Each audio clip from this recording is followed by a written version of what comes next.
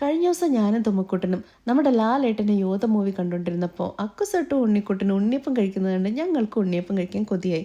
പിന്നെ ഞങ്ങളൊന്നും നോക്കിയില്ല. കുക്കിങ്ങിൽ കുറച്ച് പേർക്കെങ്കിലും ഗുരു തിന്നില്ലായി നമ്മുടെ ഷാൻജിയോനെ അങ്ങ് മനസ്സിലങ്ങ് ധ്യാനിച്ചിട്ട് ഞങ്ങൾ ഷാൻജിയോയുടെ ചാനലിൽ കയറി ഉണ്ണിയപ്പത്തിൻ്റെ റെസിപ്പി ഉണ്ടോയെന്ന് തപ്പി. ചായ ഉണ്ടാക്കാൻ വരെ നമ്മളെ പഠിപ്പിച്ച് ഷാൻജി ഉണ്ണിയപ്പം ഉണ്ടാക്കാതിരിക്കില്ലെന്ന് ഞങ്ങൾക്ക് ഉറപ്പായിരുന്നു. ഞങ്ങളങ്ങനെ ഉണ്ണിയപ്പത്തിൻ്റെ റെസിപ്പി കണ്ടുപിടിച്ചു. നമസ്കാരം. എല്ലാവരുടെയും പ്രിയപ്പെട്ടതും വളരെ ഈസി ആയിട്ട് ഉണ്ടാക്കാൻ പറ്റുന്നതുമായ ഒരു പലഹാരമാണ് നമ്മൾ ഇന്ന് ഉണ്ടാക്കാൻ പോകുന്നത്, unniyappam. My name is Shanji. അങ്ങനെ നമ്മൾ ഇൻഗ്രീഡിയൻസ് എല്ലാം സെറ്റ് ചെയ്തു. ഉണ്ണിയപ്പച്ചട്ടി ഞാൻ എൻ്റെ ഫ്രണ്ടിൻ്റെ വീട്ടിൽ നിന്നും സെറ്റ് ചെയ്തു.